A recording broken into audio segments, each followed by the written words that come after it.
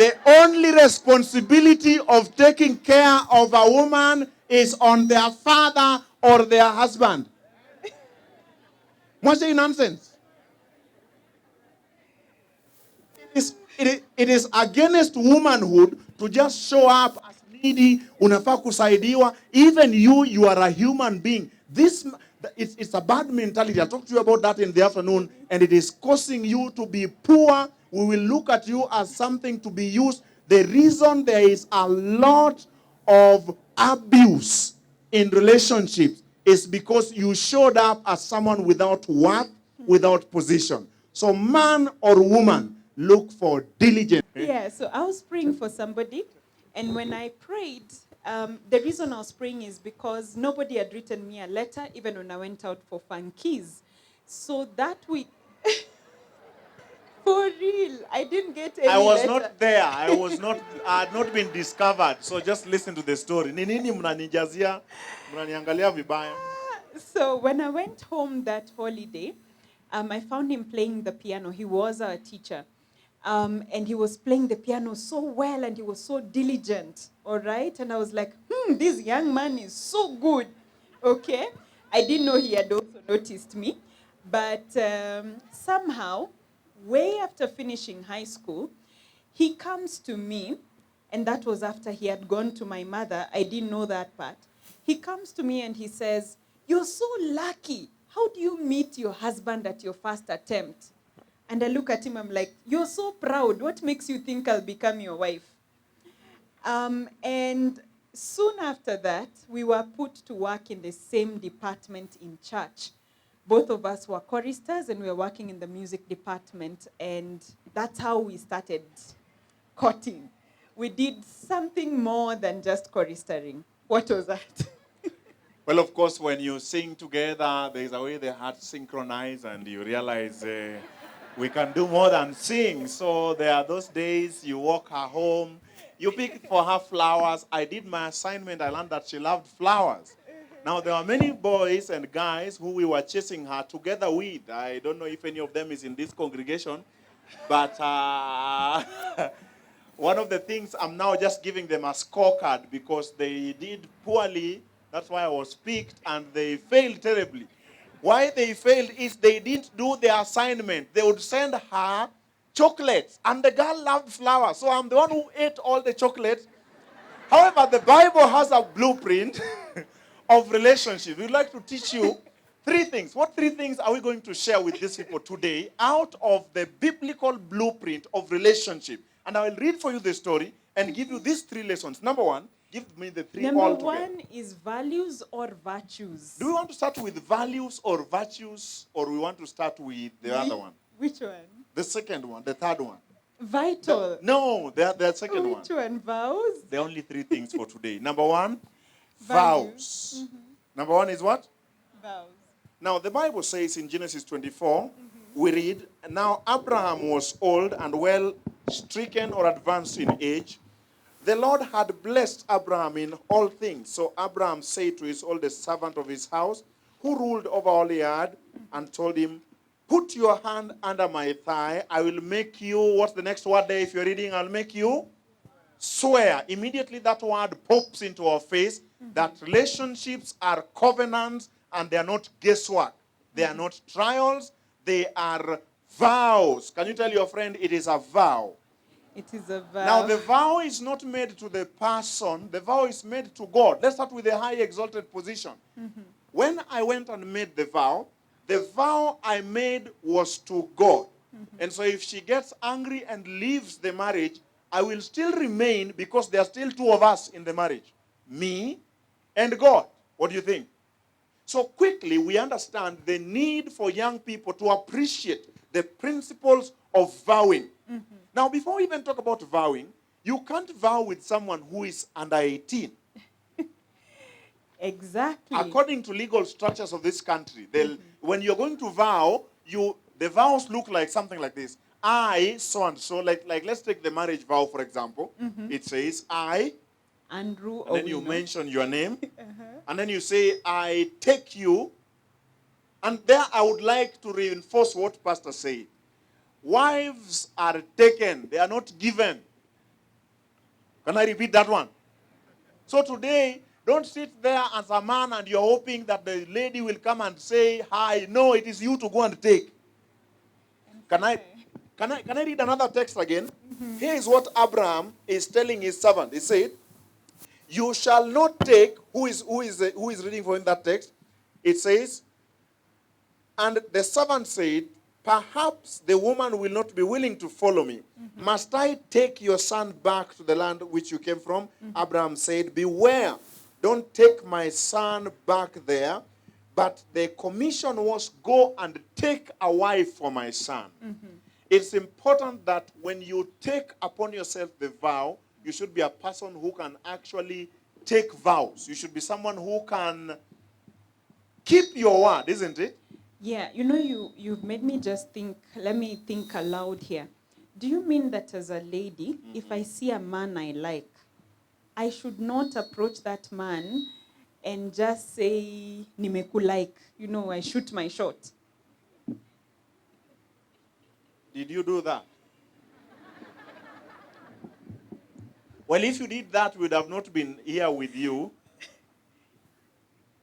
I ask that these questions be kept there till at the end, then I will pick them with this. Can you be standing somewhere at the corner here? Yeah. Please don't open them. But I ask that they keep coming. So the question there is important. We don't see anywhere in the Bible women making any advances. The law of marriage dictates that men should take wives.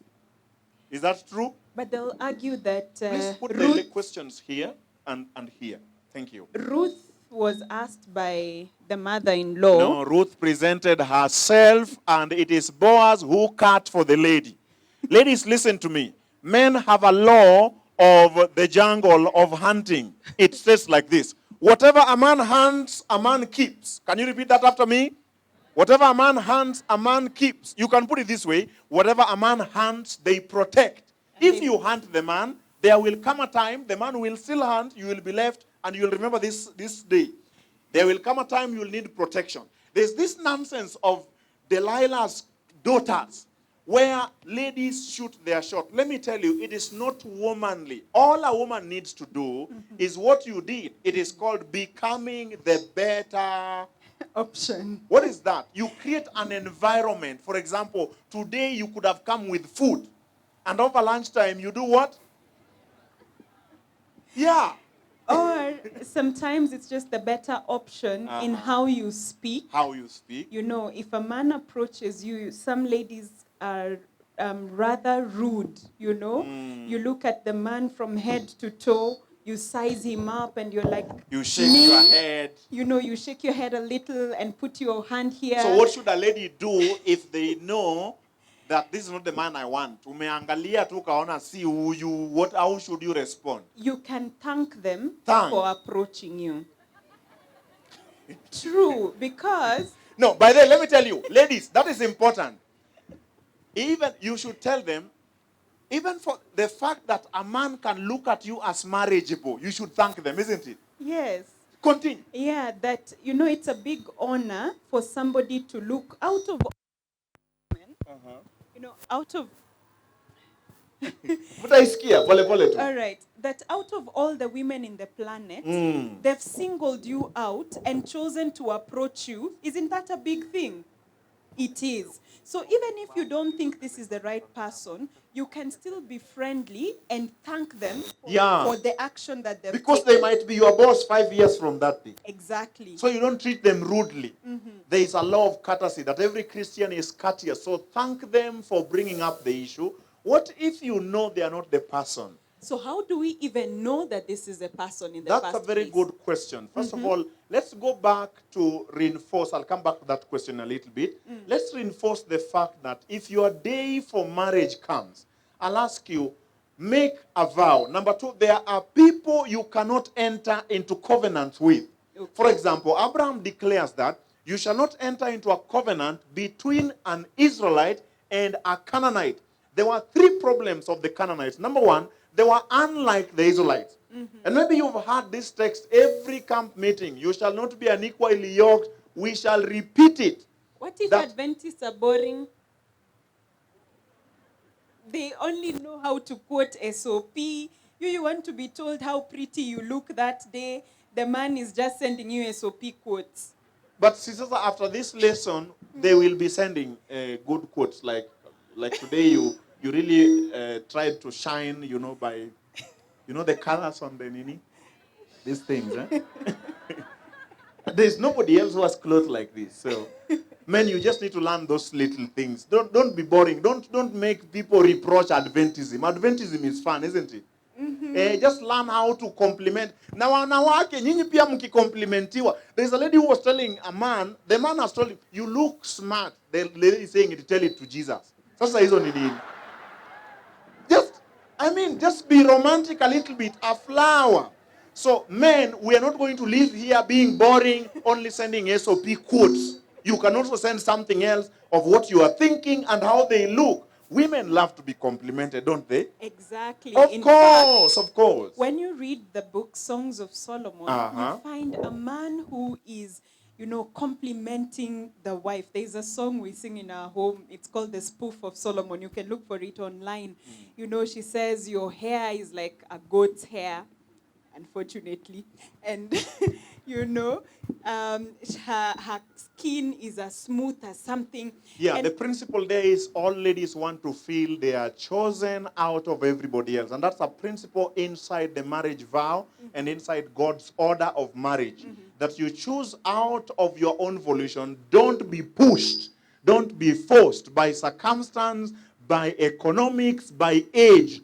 Make a decision. The marriage vow says, I take you. It is voluntary. But let me also say that when your day comes, choose someone with whom you are alike. We'll come to that in terms of values. If you miss the opportunity of bringing your vow to God on the altar, you'll have missed the greatest opportunities of this life. I think marriage is such a serious issue that we cannot just run away and go to the Attorney General under, chini ya maji, isn't it? Chini ya maji, and then you just show up the other side that you are married. No, friends. When your time comes, like Elder Mposi is here, we are so proud of them because we were their best couple. Just bring someone. You only need a witness, isn't it? You only need God. Those are the only three parties you need. Everything else is an addition. So sometimes we complicate these issues of marriage, but by all means, make a vow and make it look something serious. Do not go underground.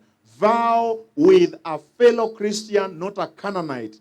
This leads us to the next point, that you need to look for values. Maybe this is the part you are waiting for. Talk to me about values. What values should we look for in marriage? I think you've mentioned one already. One is what? That you should not marry an unbeliever. In fact, the book of Amos says that how can two walk together unless they be agreed? Having been married for nearly a decade now, you realize that everybody comes into the marriage with a history. So, for example, if you get married at 30 years, you're bringing 30 years of experience. Wow. The other person is also bringing another 30 years of experience. Wait. That is wisdom. So you are saying the younger we marry, the lower experience we bring to the marriage. Of course, yes. And is that good or bad? It is actually good. I think it's better. You don't wait. Now you can imagine a 40-year-old and a 40-year-old. You are undoing 80 years of history.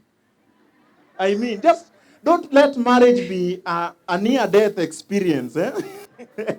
Marriage is still sweet. We have done 10 years, and we are looking young and better and happy. So that is already one strain of your own history. Another strain. So you need to, as much as possible, be as similar as is possible so that those differences are not magnified. I like that. Because you'll realize that in marriage, you need to be as agreed. Can you imagine one day you have a problem in the marriage? You decide you want to pray about it. Somebody also says, yes, I think we need to pray. Then they start speaking in tongues in the house. Or maybe they don't believe in prayer. You believe in prayer. That would be very bad. Exactly. So I totally agree. One of the values is a spiritual value, a spiritual similarity. Yeah. It reduces the platforms. It brings you on the same platform for conflict resolution.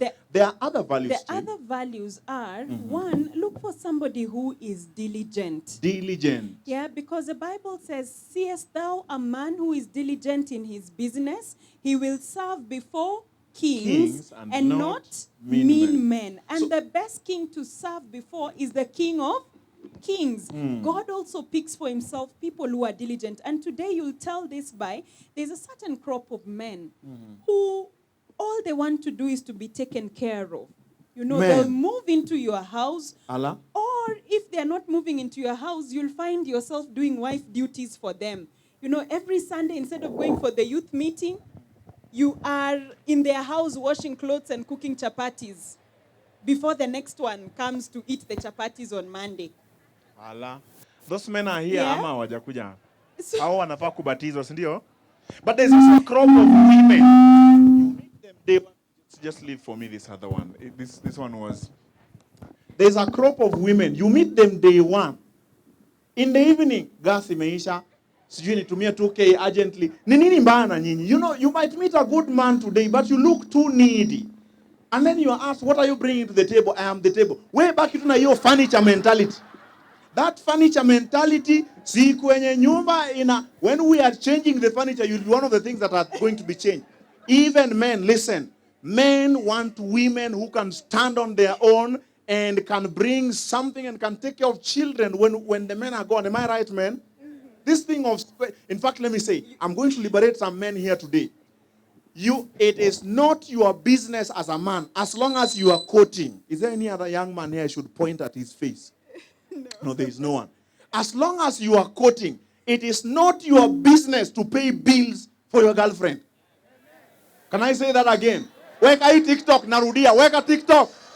The only responsibility of taking care of a woman is on their father or their husband. What's the nonsense? It is against womanhood to just show up as needy, unafaa kusaidiwa. Even you are a human being. It's a bad mentality. I'll talk to you about that in the afternoon, and it is causing you to be poor. We will look at you as something to be used. The reason there is a lot of abuse in relationships is because you showed up as someone without worth, without position. So man or woman, look for diligence. How do I know diligence? You know, when somebody is willing to work To for work. who they want to become, and this gives us the other value Wait. of the ability to nurture. Uh-huh. You know, when God put Adam and Eve into the garden, garden. they were supposed to nurture it. They were supposed to dress it and keep it. Now, if you've worked on a garden before, a bean plant just doesn't grow and you get beans. You have to pour water, you have to weed it.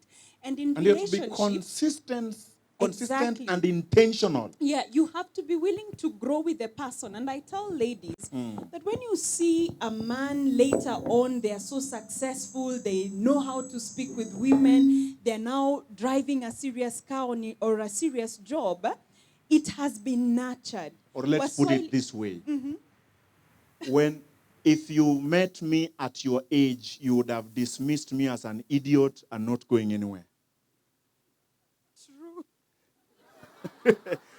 I was broke, stupid, and young. Color clashing. The only thing nilijihami nayo was correct thinking and diligence of every day. I'm asking you on things of relationship. Money, just say, no, don't say that now. On your everyday relationship, monitor, is this person intentional? Are they able to stay with something a little longer? These people who they show up one day, wako fiery, the next day they are not there. I can tell you, every man you see here, as long as they are diligent, they will amount to something. Avoid this thing of starting with watu wenye already washaenda mbele, because that imbalance in power is not good for you. And I think it's important that I say this for the ladies. It is. You know, when I met him, some ladies approached me and they said, "You are so foolish. How did you come from brokenness and go into worse brokenness? This guy is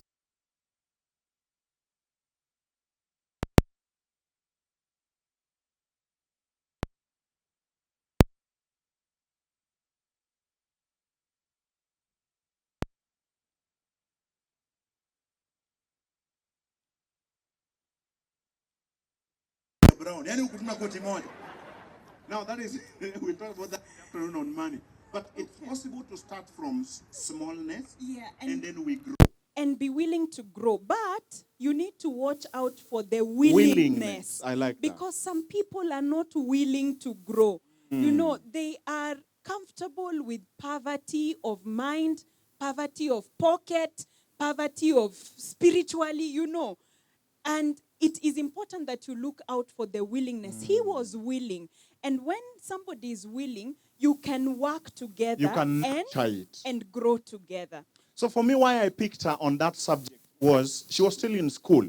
But I still remember she came home one day. Robinson, you remember how I used to make those two nice sandwiches, right? There's some sandwiches we grew up. So these stories you can verify because this guy was around my house as a single man.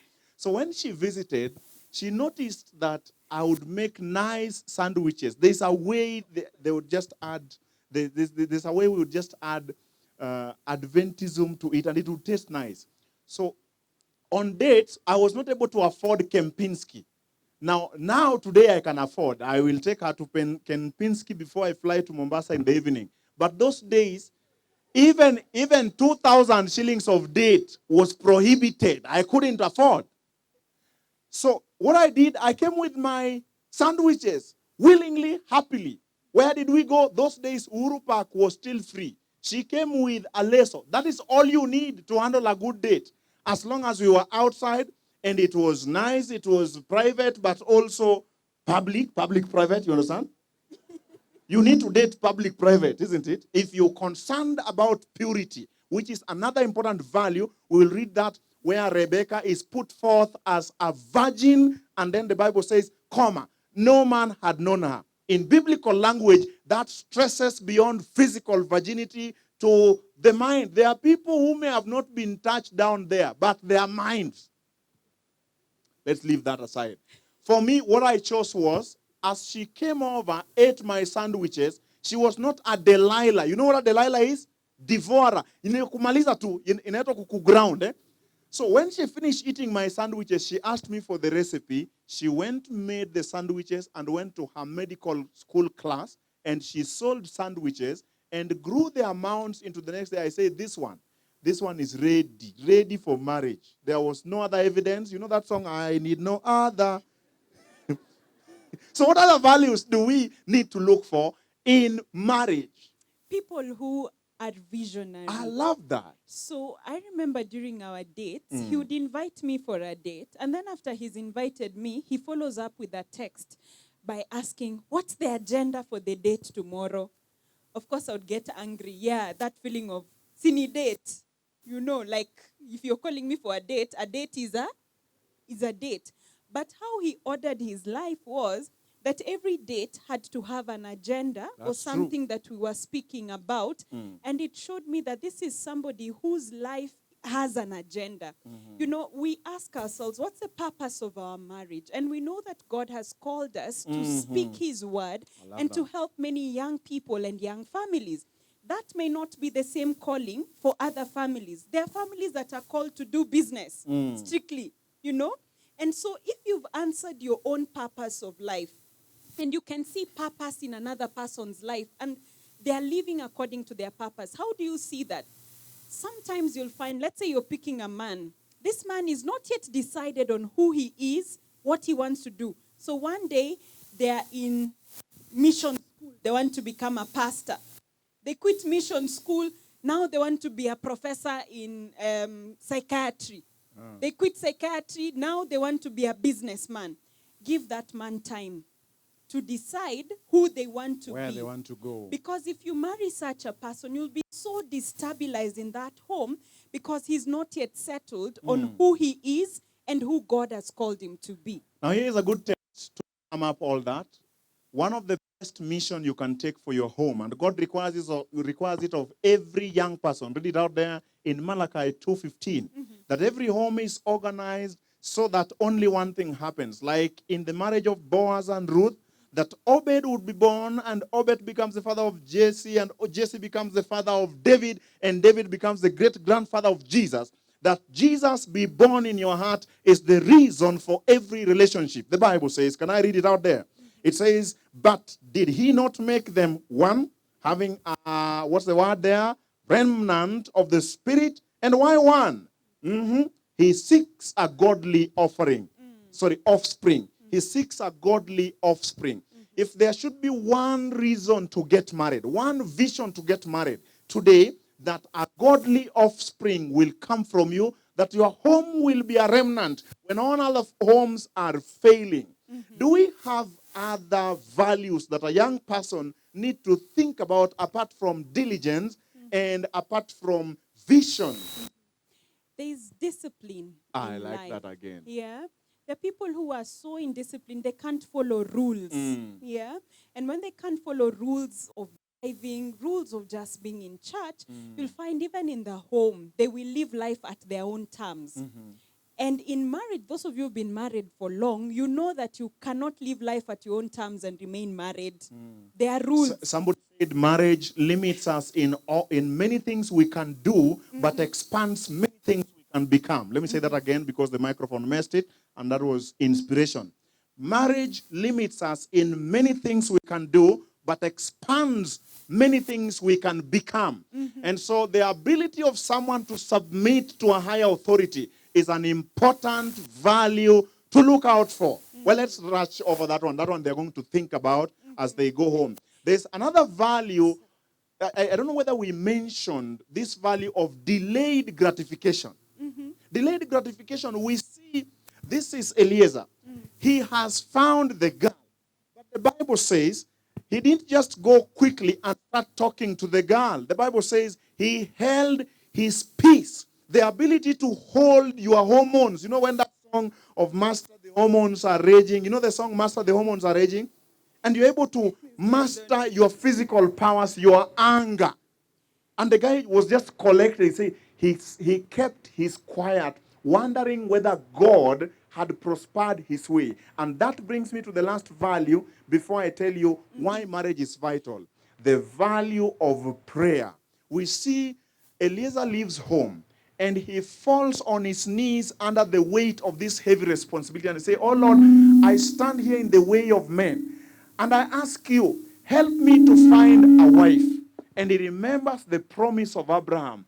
The Abraham said, the angel of the Lord will go before thee. You know what I would pray today? That an angel of the Lord will go before you and bring someone to sit next to you today. That angel will connect you to the person who will change your life. But lastly, let's talk about the vitality of marriage. Today we'll talk about the vows in a marriage, the values in a relationship, and the vitality. Is there something else before you go to vitality? He's just mentioned delayed gratification. What's that?